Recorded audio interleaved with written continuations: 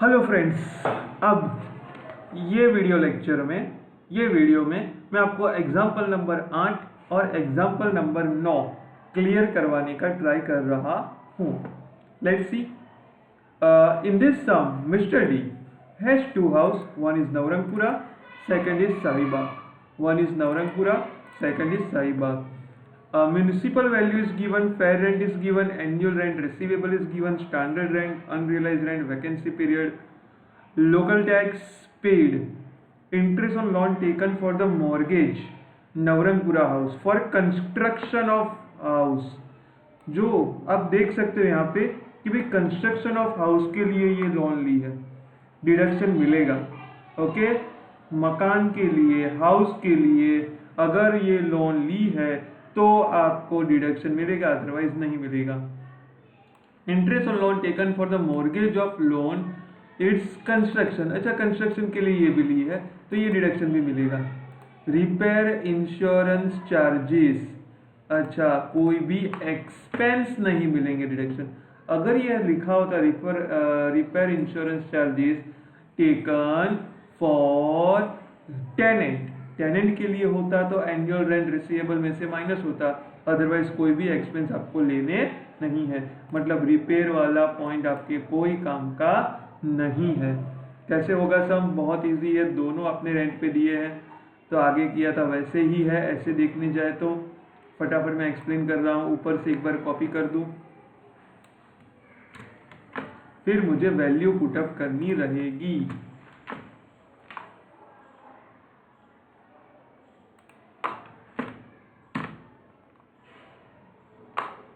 Navrangpura first is, second is Shahibag.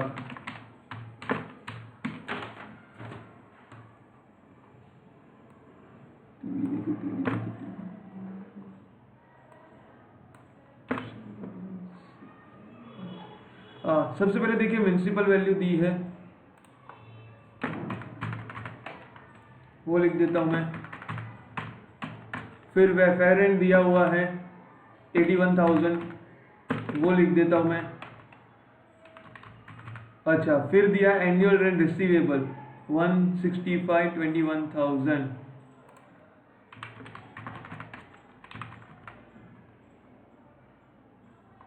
Standard rent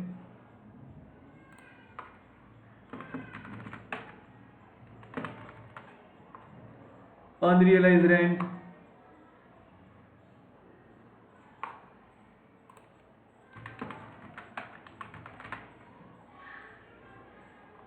vacancy period 3 month 2 month. अच्छा, पहले मैंने बोला नीचे वाला जो टेबल है वो पहले करने का. अच्छा, 12 मंथ का ये तो वैकेंसी पीरियड इस बार मंथ में दिया है. अच्छा, 12 महीने का कितना है? 12 महीने का अगर रेंट देखोगे तो 165 है. अच्छा, वैकेंसी पीरियड कितना दिया है? 3 मंथ. तो 3 पे कितना हम वो फाइंड कर सकते हैं, बट ऑब्वियस कर सकते हैं. अगर मैं ये कैलकुलेशन करूं तो कुछ ऐसे होगा, 1,65,000 इंटू 3 डिवाइड बाई 12, 41,250. अच्छा, सेकंड में कैसे होगा? 12 महीने का कितने महीने हैं? 2 महीने. 2 पे कितना? 21,000 into 2 divide by 12,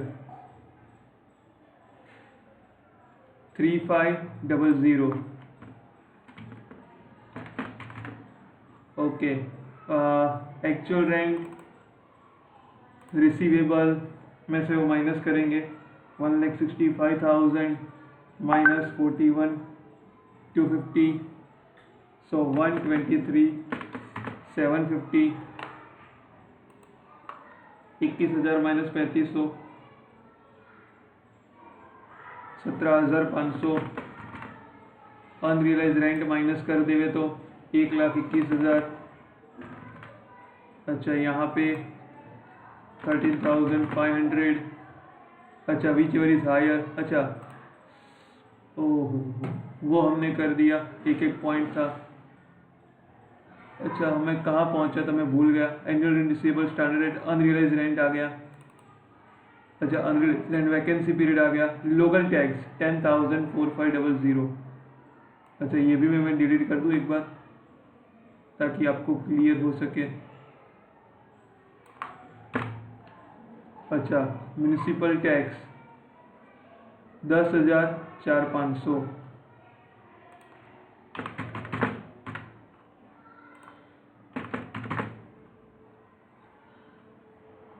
interest on loan 30,000 और दूसरे में 3,000।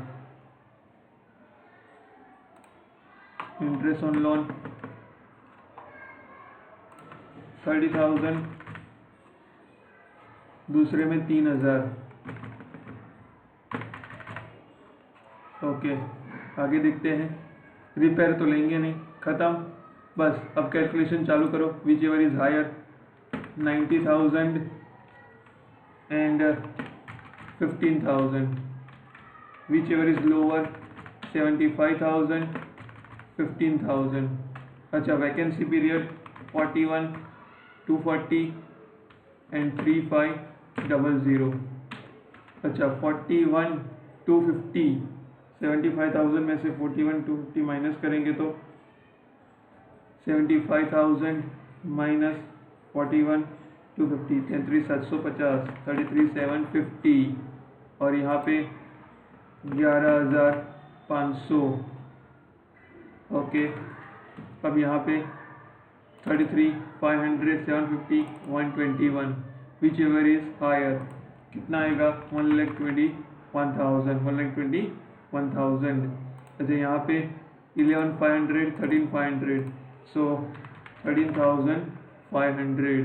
बस अब वही चीज़ यहाँ पे लिखनी है मेरे को 1,21,000 13,500 10,000 माइनस होगा 1,11,000 और इसमें से 4,500 माइनस करेंगे तो 9,000। डिडक्शन निकालें। डिडक्शन अगर हम निकालेंगे तो 1,11,000 का 30%। अगर 1,11,000 का 30% मैं करूं तो 33,300। 9,000 का करूं तो 2,700। ओके इंटरेस्ट ऑन लोन तो हमने कर दिया। ओके अच्छा अब माइनस करें 1,11,000 में से दोनों चीज़ माइनस करें। 1,11,000 माइनस 33,300 माइनस 30,000 47,700 एंड 9,000 में से माइनस करेंगे तो 2,700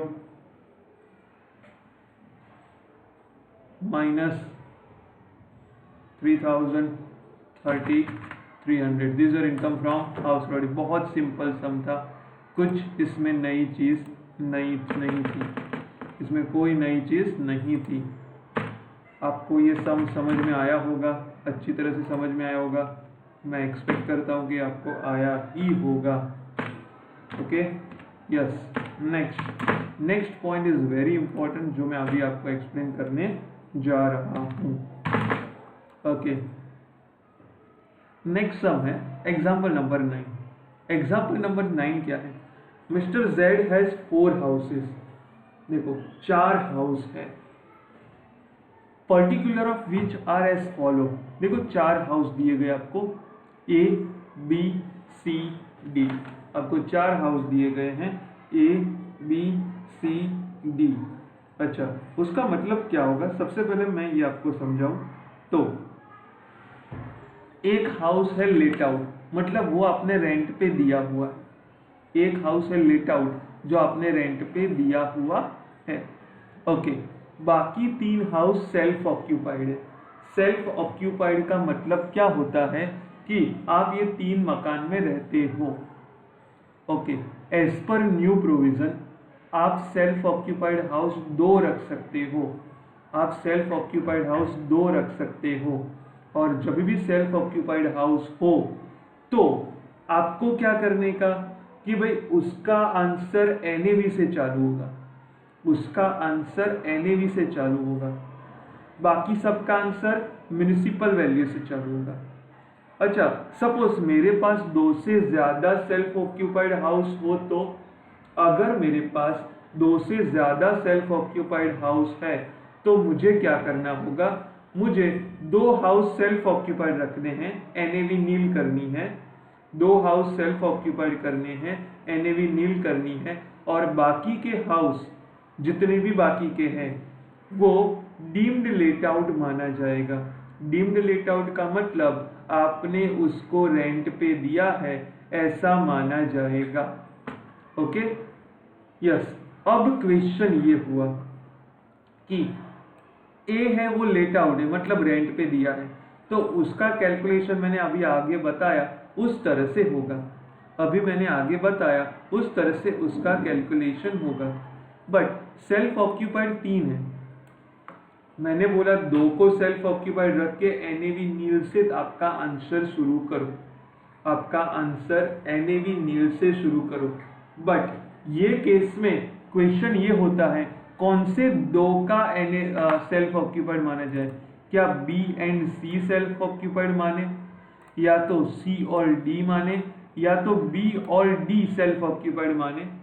क्योंकि कोई भी एक हाउस आप डिम्ड लेट आउट करोगे, जो डिम्ड लेट आउट करोगे, डिम्ड लेट आउट का मतलब क्या होता है, प्योर हिंदी वर्ड बताऊं तो आपने वो घर रेंट पे दिया है वैसा माना जाएगा। डीम्ड लेट आउट ऐसा मानने का कि आपने लेट आउट किया है, आपको ऐसा मानने का कि आपने लेट आउट किया है। यस, तो सही में आपने लेट आउट नहीं किया है फिर भी आपको मानेगा, तो क्या होगा, उसमें टैक्स आएगा, उसमें इनकम आएगी। सही में वो आपकी इनकम नहीं है। सेल्फ ऑक्यूपाइड का मतलब क्या, आप खुद रहते हो, कोई इनकम नहीं है, फिर भी कोई भी एक हाउस आपको लेट आउट मान के आंसर करने का। पर क्वेश्चन ये कौन सा हाउस लेट आउट मान के करे, B, C या D। कौन सा हाउस लेट आउट मान के करे, B, C या D। ओके, सिंपल क्वेश्चन है लेकिन आंसर टिपिकल है। देखो, अब आंसर मैं आपको बताऊं, मैं चाहूं तो B को भी डिम्ड लेट आउट ले सकता हूं, मैं चाहूं तो C को भी डिम्ड लेट आउट ले सकता हूं, मैं चाहूं तो D को भी सेल्फ ऑक्यूपाइड ले सकता हूं। ओके, ये केस में होगा क्या,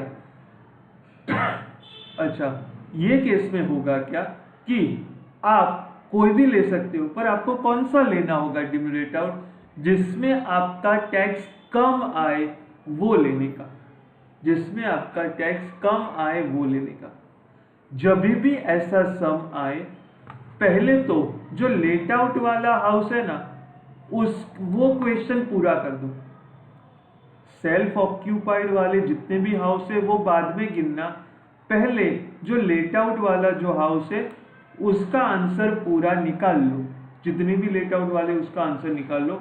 सेल्फ ऑक्यूपाइड बाद में करेंगे। कैसे करेंगे, क्योंकि मुझे देखना होगा, मुझे क्या करना होगा वो आपको बताऊं। लेट आउट का ए का तो कर देंगे, फिर क्या करना होगा, बी को डिम्ड लेट आउट मानेंगे, सी एंड डी सेल्फ ऑक्यूपाइड, फिर सी को सेल्फ ऑक्यूपाइड मानेंगे, बी और D deemed let out, D को सेल्फ ऑक्यूपाइड मानेंगे, सॉरी डी को डिम्ड लेट आउट मानेंगे, बी और सी सेल्फ ऑक्यूपाइड रहेगा। तो इस तरह से देखेंगे, पर सबसे पहले मुझे ये लेट आउट वाला जो पॉइंट है वो कंप्लीट करना पड़ेगा, मुझे वो पहले कंप्लीट करना है। पहले लेट आउट वाला तो कैसे कैलकुलेशन होगा वो तो आपको पता है, वो मैं आपको डिटेल में समझा रहा हूं। ओके, ऊपर वाला मैं कॉपी कर लूं एक बार।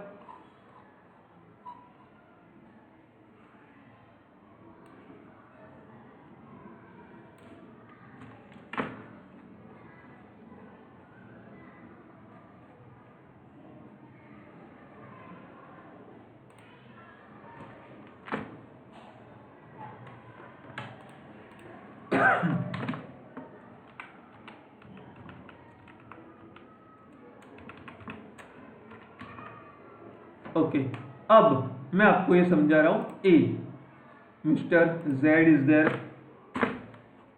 ए के लिए जो भी चीज दी गई है वो मैं लिख रहा हूं, फिर कैलकुलेशन करेंगे। सबसे पहला तो अपना यही काम होगा, जो भी दिया है वो लिख दो एक बार। Municipal value 90,000, fair rent 96,000, annual rent receivable per month कितना है 10,000। तो एनुअल कितना होगा 10,000 का मतलब एनुअल कितना होगा 1,20,000। म्युनिसिपल टैक्स पेड, अच्छा टैक्स पेड किया है, कहां पे आएगा, यहां पे 18,000। ये आगे का है, मैं डिलीट कर रहा हूं। ओके, फिर क्या दिया है, unpaid interest on loan for construction of house. अच्छा, आपने इंटरेस्ट है लेकिन अनपेड है, कोई बात नहीं, कंस्ट्रक्शन ऑफ लोन ही है ना, हाउस के लिए ही है ना। हाँ, तो आपको डिडक्शन मिलेगा, तो आपको यहाँ पे डिडक्शन मिलेगा। अच्छा, लेकिन यहाँ पे मैं आपको एक पॉइंट ऐड कर रहा हूँ, कैपिटलाइज्ड इंटरेस्ट। अच्छा, मैंने इतनी चीज ऐड की है। मैं एक बार क्वेश्चन देख लूँ, अनपेड ही है या फिर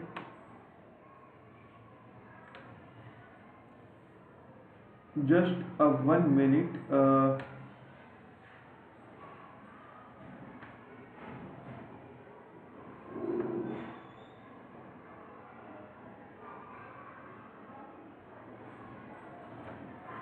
okay, this is not capitalised interest, unpaid interest. ये अनपेड है, interest on loan paid and unpaid. अच्छा, दिस इज अनपेड, ये आपने पे नहीं किया, ऐसा नहीं है, कैपिटलाइज नहीं है, यही है। अच्छा, 4,000 मैंने आपको बोला था, इंटरेस्ट पेड किया हो ना किया हो आपको डिडक्शन मिलेगा। तो मैं यहाँ पे माइनस करूंगा, इट्स 4,000। ओके, उसके बाद इंश्योरेंस, कोई भी एक्सपेंस नहीं आएगा। Date of completion of construction, अच्छा आपने 2017 में ये हाउस कंप्लीट कर दिया है। इंटरेस्ट ऑन लोन पेड कुछ नहीं। लैंड रेवेन्यू, कोई इनकम नहीं लेनी है। Repayment of housing loan repaid कर रहे हो, वो कहीं नहीं आएगा। हाउसिंग लोन रीपेड करो मतलब प्रिंसिपल अमाउंट पे कर रहे हो, प्रिंसिपल अमाउंट पे करोगे वो कहीं नहीं आएगा, इंटरेस्ट पोर्शन आएगा, प्रिंसिपल नहीं। The tenant who had a house a leave in such house, ए का जो टेनेंट है जिसका कैलकुलेशन करें वो ले रहा है, कहां तक रहा है 28/2/2020 तक वो रहा है, मतलब मार्च महीने में उसने खाली कर दिया, लिखा हुआ भी है the house is Venkat for the month of March 2020। उसका मतलब 1 महीना वैकेंसी पीरियड रहा, 1 महीना वैकेंसी पीरियड रहा। 1 month इज वैकेंसी पीरियड। अच्छा, 1 month कैलकुलेशन करें, 10,000 पर मंथ लिखा था, तो वैकेंसी पीरियड कितना होगा 10,000 रुपीज। अच्छा, ऊपर भी वही लिखना है मेरे को, यस। तो वैकेंसी पीरियड 28/2 तक रहा है, मतलब मार्च महीने में वो यहाँ पे नहीं है। अच्छा, लिखा हुआ भी है द हाउस वॉज वैकेट, मतलब खाली है, for the month of March 2020। He has not paid 10 month rent, उसने 10 महीने का रेंट नहीं पे किया है, उसने 10 महीने का रेंट पे नहीं किया है। कैन आई से unrealised rent is 10 month, can I से अनरियलाइज्ड रेंट इज 10 month। 10 महीने का रेंट नहीं दिया, उसका मतलब 1 महीने का कितना रेंट होगा 10,000 इंटू 10, कितना उसने पेड नहीं किया है 1 lakh rupees is unrealised rent, 1 lakh rupees is unrealised rent. फिर से बता रहा हूं, vacancy period 1 month and unrealised rent 10 month। बस इतनी चीज ए पॉइंट के लिए दी गई है। अच्छा कैलकुलेशन करते हैं। 90, 96 विच एवर इज हायर। अच्छा standard rent not given. So here 96 vacancy period is 10,000, 86,000। अच्छा 1 लाख 10,000, 1 लाख माइनस करे तो 10,000। अब 86 and 10 whichever is higher, so 86,000 whichever is higher it is your GAV 86,000। उसमें से 18,000 जाएगा म्यूनिसिपल टैक्स। अगर 86 में से 18 जाता है तो कितना बचेगा 68,000। अच्छा 68,000 का 30%। अच्छा मैं कर रहा हूं 68,000 का 30%। 68,000 उसका 30% 20,400। इंटरेस्ट ऑन लोन तो आपने कर दिया। टोटल 24,400। 68,000 में से 24,400 माइनस करो 43,600 is income from house property. कौन से हाउस की? ए हाउस की। कौन से हाउस की? ए हाउस की। अभी बी सी डी तो बाकी है, अब वो मैं आपको एक्सप्लेन करूंगा। जब एक से ज्यादा हाउस सेल्फ ऑक्यूपाइड हो, दो से ज्यादा हाउस सेल्फ ऑक्यूपाइड हो, तो क्या करने का? पहले ऐसे गिनो all house are deemed let out. तीनों हाउस डीम्ड लेट आउट है। फिर तीनों हाउस सेल्फ ऑक्यूपाइड है। फिर आप देख लो कि कौन सा बेनिफिशियल है। किस तरह से देखने का वो मैं आपको समझा रहा हूं। अच्छा क्या करने का? Assume all 3 house are deemed let out. Assume all 3 house are deemed let out. अगर तीनों हाउस डीम्ड लेट आउट हो तो कैसे कैलकुलेशन होगा वो भी देखते हैं। डीम्ड लेट आउट मतलब लेट आउट है ऐसा ही मानने का। डीम्ड लेट आउट मतलब लेट आउट है ऐसे ही मानने का। पर तो फर्क क्या है उसमें मैं आपको समझा रहा हूं। उसमें फर्क क्या है वो मैं आपको समझा रहा हूं। नॉर्मल लेट आउट और डीम्ड लेट आउट में क्या फर्क है वो मैं आपको एक्सप्लेन कर रहा हूं। अच्छा यहाँ पे 2 ही कॉलम है, मेरे को तो 3 चाहिए। B C D, this is B, this is C, this is D. Assume all house are deemed let out. अच्छा स्टार्ट करें। Municipal value 20, 40, 20। Municipal value 20,000, 40,000, 20,000। फिर फेयर रेंट, चलो फेयर रेंट पे चलते हैं। 26, 36, 24, 26, 36, 24। अच्छा और क्या दिया है? Annual rent receivable dash dash dash. क्यों? रेंट कब रिसीवेबल होगा? आपने रेंट पे दिया होगा तब ना। ये तो सेल्फ ऑक्यूपाइड है। ये तो क्या है? तीनों सेल्फ ऑक्यूपाइड, उसमें रेंट तो आएगा ही नहीं। एनुअल रेंट रिसीवेबल नहीं आएगा। ओके पर हमने तो डीम्ड लेट आउट किया है तो यस। अब जो पॉइंट है वो समझा रहा हूं। जब भी डीम्ड लेट आउट है तो ये टेबल नहीं आएगा। ये टेबल नहीं आएगा। क्यों? एक्सपेक्टेड रेंट ही ग्रॉस एनुअल वैल्यू बनेगी। सर ऐसा क्यों? सेकंड वाले टेबल में होता क्या था? रेंट कितना मिला, कितना नहीं मिला, वैकेंसी पीरियड। अरे ये तो सेल्फ ऑक्यूपाइड है, हमने डीम्ड लेट आउट लिया है, हमने माना है कि ये लेट आउट है। क्या ये सही में लेट आउट है? नहीं है। इसीलिए जब भी डीम्ड लेट आउट का पोर्शन होगा तब एक्सपेक्टेड रेंट ही ग्रॉस एनुअल वैल्यू बनेगा। एक्सपेक्टेड रेंट ही ग्रॉस एनुअल वैल्यू बनेगा। अच्छा, तो इसके बाद डायरेक्ट क्या आ जाएगा, जीएवी वाला पॉइंट। इसके बाद डायरेक्टली क्या आ जाएगा, जीएवी वाला पॉइंट। ओके, देखते हैं कैसे आएगा। जस्ट गिव मी 1 मिनट, मैं यहाँ पे 3 कर दूं। 3 टेबल मेरे को चाहिए यहाँ पे।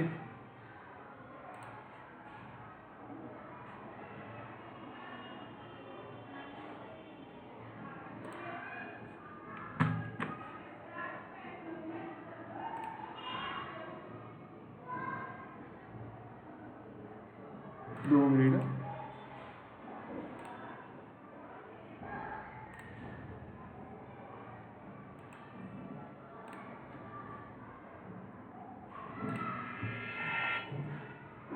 ओके, अब ये 3 है।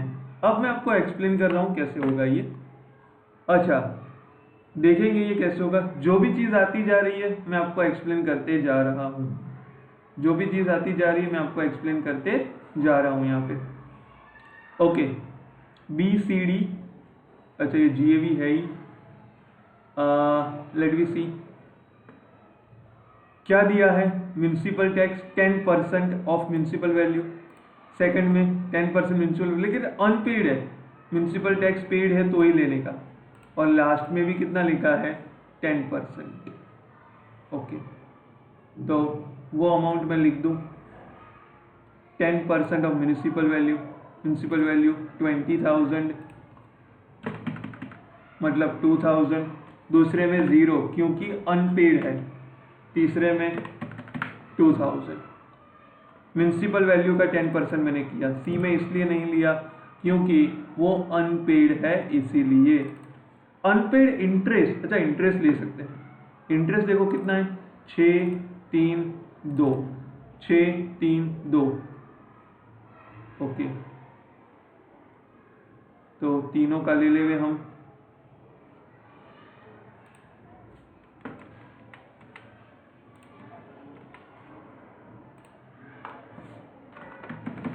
छः 6,000, 3,000, 2,000।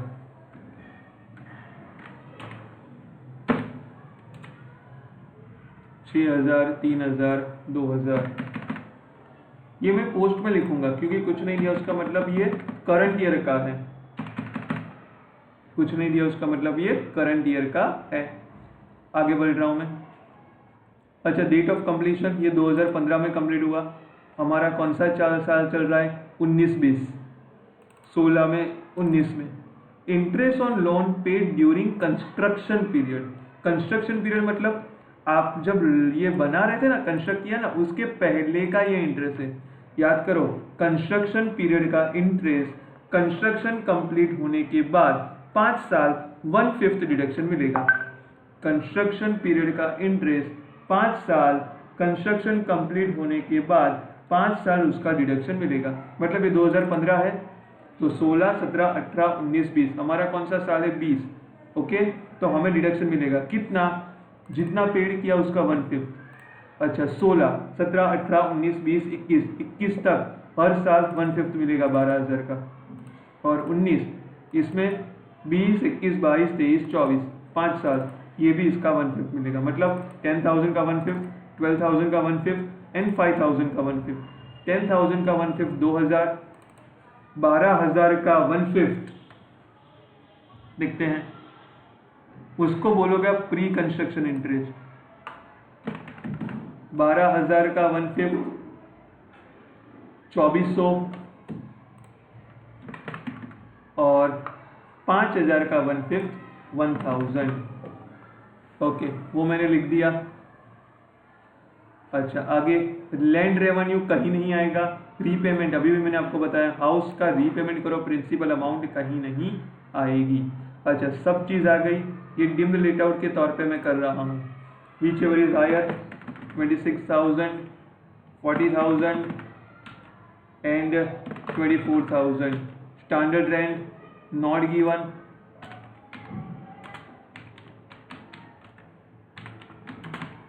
Not given, not given. अच्छा, विच एवर इज लोअर दिया नहीं, इसलिए मतलब ऊपर जो दिया था वही का वही रहेगा। वैकेंसी पीरियड नहीं है, इसमें तो होगा ही नहीं ना वैकेंसी पीरियड, क्योंकि रेंट पे दिया होगा तो वैकेंसी पीरियड होगा। ये तो खुद रह रहे हो, कोई वैकेंसी पीरियड नहीं है। अच्छा, यही क्या बन जाएगी आपके लिए, GAV 26,000, 40,000, 24,000 माइनस करो, 24,000, 40,000, 22,000, 24,000 का 30%,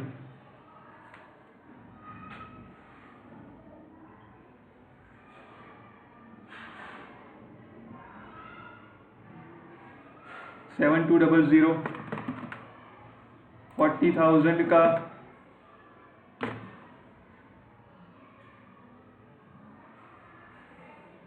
30%, 22,000 का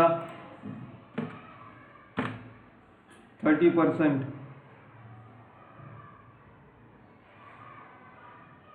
6,600,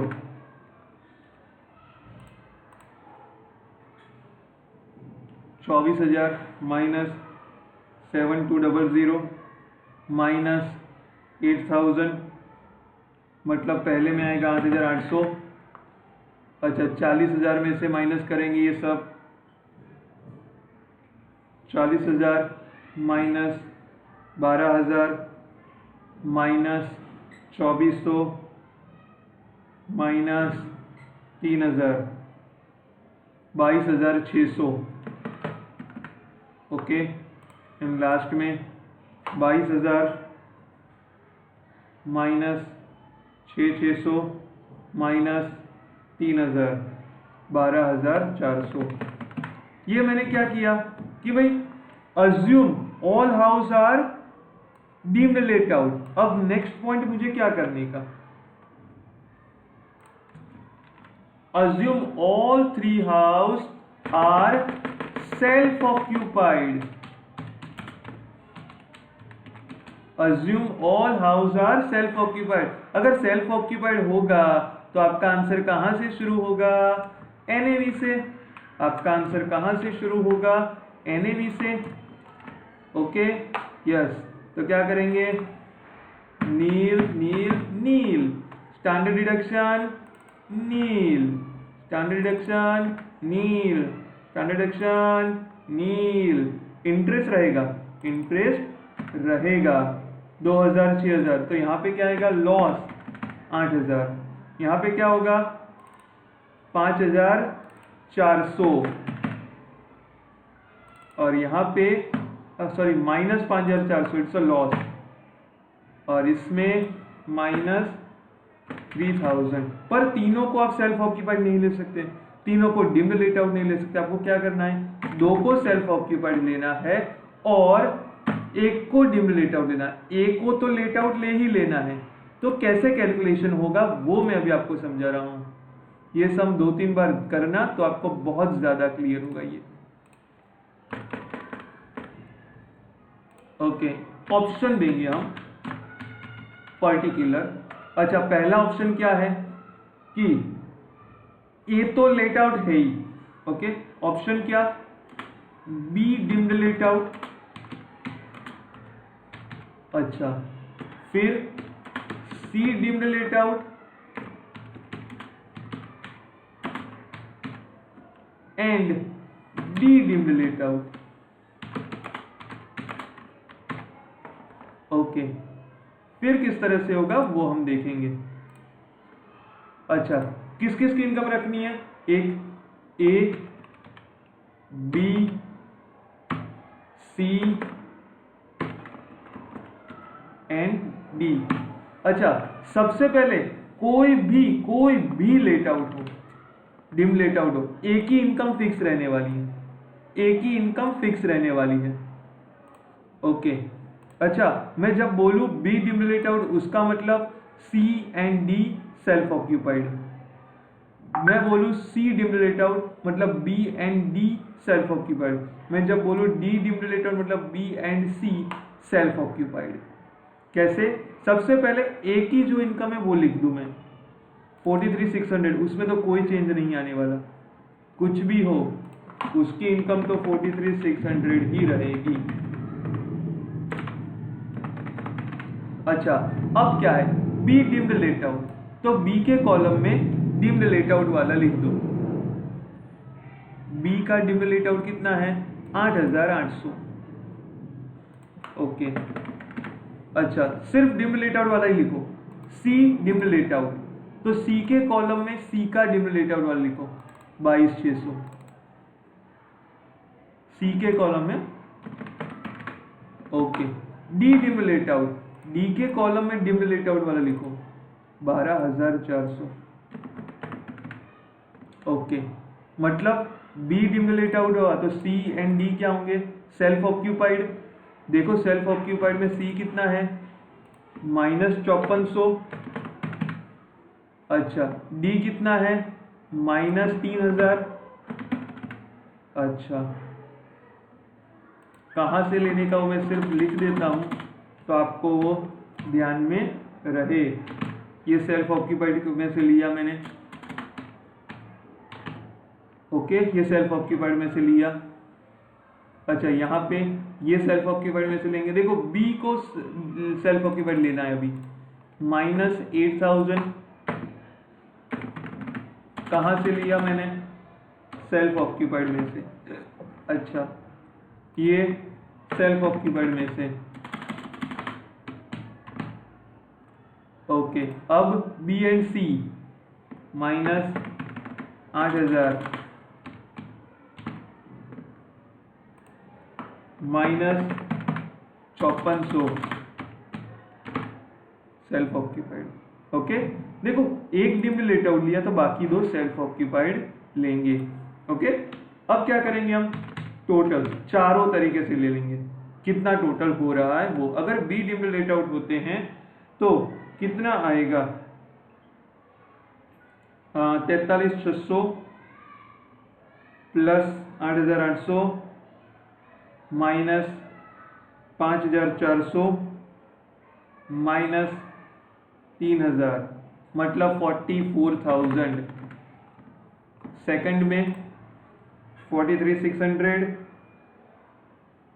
minus 8,000 minus 3,000 plus 22,600,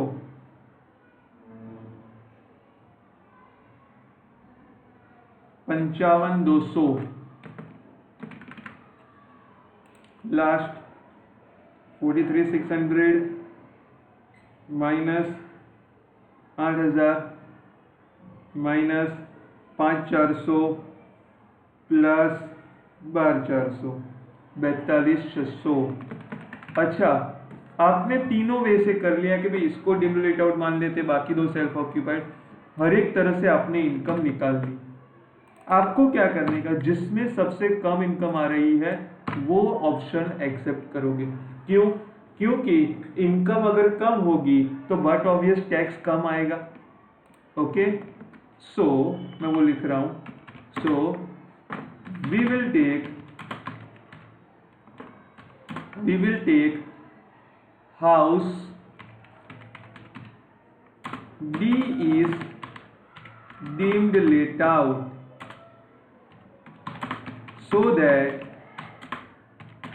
income is lower and tax can be saved. So income from house property is rupees 42,600। I think everybody must clear this one. ये आपको देखना है एक बार, दो बार, तीन बार, फिर अपने आप गिनना है, फिर आपको ये समझ में आएगा। थोड़ा टाइम लगेगा पर आएगा, 100% आएगा। उसका कोई ऑप्शन ही नहीं है नहीं आने का, आएगा ही। ओके, तो आज वीडियो में आपका यहाँ तक रख रहा हूँ। नेक्स्ट वीडियो मेरा होगा एग्जाम्पल नंबर 10, 11, उसके बाद का वीडियो 12, 13। उसके बाद का 14 means next 3 video is pending for this one.